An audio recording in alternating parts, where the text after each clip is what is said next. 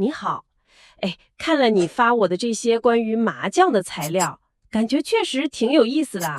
嗯，就是很多人都知道中国人聚会爱打麻将，这个现象太普遍了。但是呢，你也注意到了，这背后好像，不只是娱乐这么简单，对，它里面有一点文化的东西。是吧？所以咱们今天就一起梳理梳理你给的这些文章啊、访谈记录什么的。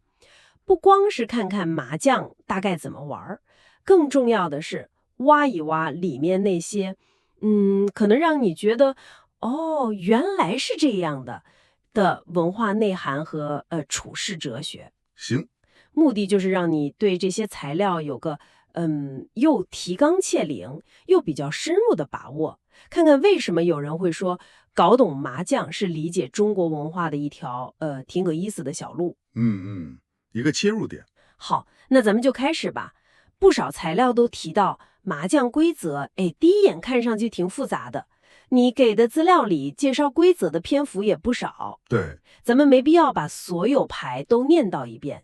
但是从理解文化的角度看，这个游戏最基本的目标，还有它的构成要素，大概是个什么样？对，咱们快速过一下核心啊。抛开那100多张牌的具体名字，关键就是2点：它怎么组成的，目标是啥。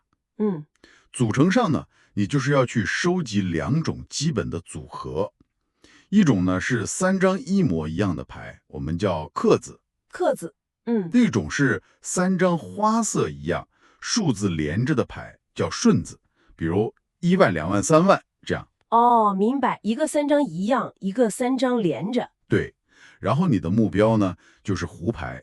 最常见的情况就是你手里凑够了4个这样的组合，可以是克子，也可以是顺子，或者混着来。4个组合。对，然后手里还得剩一对完全一样的牌，那个叫将牌或者叫对子。啊哈，当你摸牌或者别人打出一张牌，正好让你凑成了这个4个组合加一对将牌的结构，哎，你就胡牌了。明白了，明白了。所以关键就是认这2种模式，3张一样的克子和3张相连的顺子，目标是凑够4组加1对。这么一说，好像确实比记所有牌的花色，更容易入手。对，核心逻辑是这个。那行，那咱们就可以把重点放在这些材料真正深挖的部分了，就是麻将里藏着的那些文化密码。你分享的一篇文章标题就挺吸引人的，直接管麻将叫东方智慧的载体。这些材料看下来，主要提炼了哪些核心的智慧？这些材料确实从几个挺有意思的角度来解读，让你能从牌桌上的一个选择看到背后可能更大的一种文化观念。这第一个被反复提到的是一种顺应规律和务实精神。顺应规律，还有务实。对，这里的分析挺有意思，他不光看玩法，他看那个牌本身的设计。比如你资料里提到那个万、条、筒这3大类主要的牌，有一种解读就认为，它们直接对应的就是古人理解物质世界的基础：财富万，粮食或者说生存资源条，你看它长得像捆起来的麦秆或者绳索，还有流通的货币铜，像不像铜钱？哎，这么一说还真有点像，是吧？这就体现了一种关注现实、注重实际的文化倾向，就是咱们常说的比较接地气儿。这点在你分享的那篇文化解读文章里确实有详细的论述。他认为这种设计反映了传统社会对柴米油盐酱醋茶这种基本生活的重视。那顺应规律又体现在哪儿呢？这个就跟牌上的数字有关了。你看万、条、筒都是从1到9一个循环，对，这就被解读成象征着自然界的周期，比如春夏秋冬4季更迭、白天黑夜这种循环。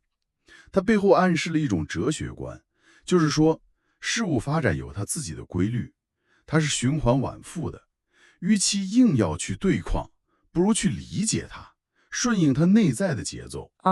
打麻将的时候也是，牌好牌坏，摸什么牌，有很大的不确定性，对吧？你得接受这种随机性，然后在这个基础上做决策，而不是说我就非要什么牌不可，跟他较劲儿。我明白了。所以说，这种顺应其实不是说消极躺平，而是强调在接受客观规律的前提下，积极的去找机会。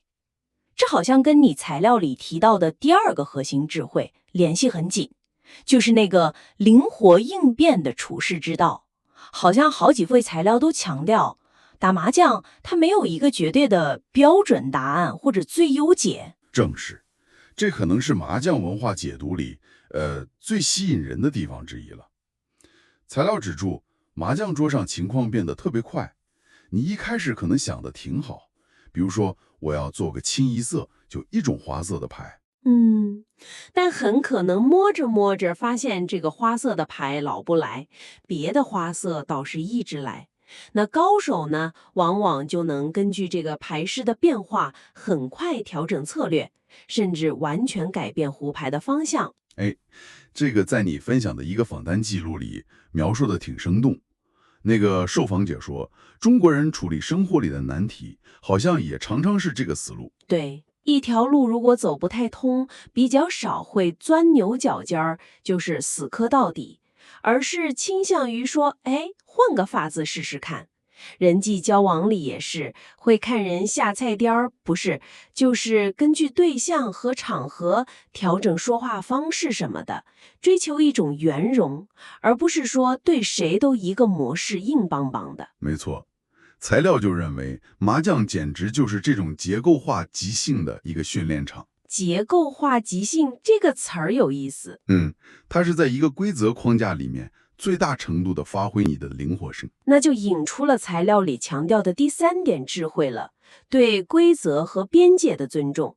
这个我一开始觉得有点奇怪，既然那么强调灵活，怎么又说尊重规则呢？这不是有点矛盾吗？这恰恰是它辩证的地方。你想啊，麻将的灵活变通能玩得起来，前提是啥？是所有人都得遵守一套大家默认的规矩，约定俗成的。比如你得按顺序摸牌打牌吧，不能偷看别人的牌吧，你胡牌了得把手牌亮出来让大家看，对不对？等等等等，这些规则保证了游戏最基本的公平和秩序。对，没规矩不成方圆，就是这个意思。你看你分享的材料里有那个外国体验者就特别提到，让他们觉得打麻将挺舒服挺放心的一点，就是大家普遍都挺遵守规则的，就算输了也很少有人会耍赖或者说破坏规矩。把这个联系到更大的文化层面去看，这就反映了中国社会运行当中对规矩和分寸其实是很看重的，大家的行为得在一个大致的框架内进行，这既是对别人的尊重，也是保证整个社会生活能顺畅运转的一个基础。灵活是在那个方圆里边的灵活。理解了。所以梳理下来，麻将的牌面设计，它的策略玩法，甚至是最基础的规则，都被这些材料解读成映射了中国人，比较务实、比较灵活，同时又挺重规矩的这几个文化核心特点。对，大概是这几个方面。那好，接下来一个更深的问题，也是你这些材料反复在探讨的。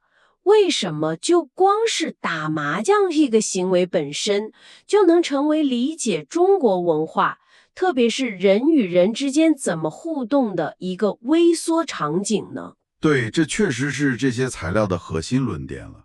关键就在于麻将桌它不仅仅是个打牌的地方，它更像一个社交舞台，一个让你能够沉浸式的去体验，而不是光靠理论学习就能感受到中国式人际交往特点的一个场域。你给的材料主要聚焦在3个方面的体现。哪3个？首先是让你能亲身体验到中国人的那种包容性，这一点在你分享的那几篇个人经历描述的文章里体现的特别明显。新手打错牌了，比如给别人点炮了，通常得到的不是指责，而是哎呀，没事儿没事儿，下次注意，这种安慰。对，我看到有文章说，这种对新手的宽容，有时候让习惯了那种特别严格竞技规则的外国人还有点惊讶。材料觉得这种氛围是哪儿来的呢？材料分析说啊，这可能跟中国文化里待人接物的态度有关系。就是说，很多时候更看重关系的和谐，大家一起玩得开心这个过程，而不是非要争个输赢，或者要求每个人都表现得完美。交朋友也是，大家可能更在意你的态度好不好，人实不实践，对你的一些小缺点比较能容忍。打麻将也类似，玩得开心，图个热闹，往往是第一个目的。这种包容性就让麻将桌成了一个相对来说比较轻松、压力没那么大的社交环境。这就自然带出第二个体现了，通过打麻将能学到中国人的沟通方式。你材料里有一段访谈挺逗的，说在中国打麻将很少是默不作声的战斗，反而更像是话聊。哈哈，话聊这个词儿用的挺形象，确实是好多材料都观察到，麻将桌上的交流那是相当活跃，是吧？大家一边打牌一边聊天，内容啊天南海北，关心一下近况啊。哎，最近看你气色不太好，是不是太累了？多休息啊。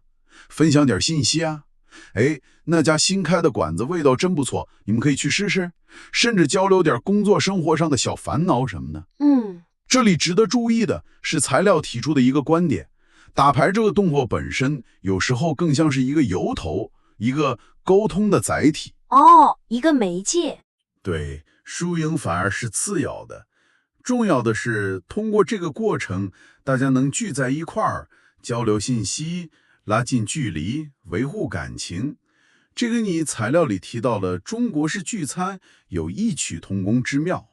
吃饭是为了聊天，那打牌很多时候也是为了社交。这一点对于理解中国文化可能特别重要，因为对于某些文化背景的人来说，可能觉得活动就是活动本身，我得专注。但这些材料好像是说，在中国的人际交往里面，醉翁之意不在酒这种情况其实挺常见的。可以这么理解，这些材料帮我们看到，很多时候那种轻松随意的闲聊，在非正式场合的互动，对于建立信任、加深关系作用非常非常大。它的效果甚至可能超过一些很正式的会议或者严肃的谈话。你参与到麻将这种活动里，就能很直观地感受到这种借着事儿来联络感情的沟通逻辑。有道理。那第三个体现呢？材料里提到了集体意识，这个我就有点好奇了。麻将不是4个人各自为战吗？都想自己赢，这个集体意识怎么体现出来呢？感觉有点矛盾呢。这就是它有意思也比较微妙的地方。虽然说4个人是竞争对手，都想自己胡牌，但是呢，你提供的材料里有不少观察者，特别是那种有跨文化背景的人，他们注意到一些现象。比如当有一家明显看着快要糊了，而且可能是个大牌的时候，桌上可能会有人，有时候甚至是他潜在的下家，就是可能输给他钱的人，会 subtly， 就是比较巧妙地提醒一下其他人，哎，当心点啊，他可能听大牌了。还会这样？对，或者有人不小心犯了个小规矩，比如多摸了一张牌什么的，其他人通常会比较友善地指出来，帮他纠正，而不是说幸灾乐祸，或者想利用这个规则去占便宜。材料就把这种现象跟中国文化里一种更深层的倾向联系起来了，就是说在强调个人目标的同时，也存在一种对整个局面或者说集体和谐的一种潜在的关照。这不是写在纸上的规定，而是一种比较微妙的文化习惯。就像工作中你可能顺手帮同事解决个小麻烦，朋友之间互相搭把手一样。你分享的一个留学生的感悟就挺有代表性。他说，通过打麻将，他开始有点理解为什么中国人有时候那么强调团队啊、集体啊。因为潜意识里好像有种感觉，大家互相照应着点儿，才能一起把事儿办好，或者至少一起玩得更顺畅、更开心。非常透彻。这么一梳理，这些材料描绘的图景就特别清晰了。麻将它不光是个娱乐，它提供了一个真实的、动态的场景。你不是在读什么抽象的概念，你是在牌桌的互动里面，直接就碰到了，或者说感受到了这些文化特质。比如说那种不太苛求的包容，那种随机应变的灵活，在规则里互动的分寸感，还有那种看似竞争下面又带点集体关照的感觉。难怪有材料把它叫做中国社会交往的浓缩体验场。的确是这样，这些材料的核心价值就在于揭示了这种体验式理解的可能性。理论知识当然重要，但是你亲身参与到这样的活动里，获得的感受和洞察往往会更深刻也更持久。它就超越了简单的输赢，让你有机会去观察、去体会、去理解那些在教科书上可能显得有点干巴巴的文化观念。所以总结一下你分享的这些材料，它们共同指向的核心信息就是，麻将作为一种特别流行的活动，它的价值远远不只是休闲放松，它构成了一个挺独特的窗口，让我们能近距离的观察，甚至亲身体验中国文化在人际互动层面上的很多方面，特别是那种在规则框架下的灵活性，对新手的包容心态，以交流感情为主要目的的沟通模式，还有个人目标和那种潜在的集体意识之间有点微妙的平衡。说得非常好。所以呢，如果你对深入理解这些文化特质确实有兴趣，那这些材料其实在暗示，有机会的话，不妨真的到牌桌上去感受一下。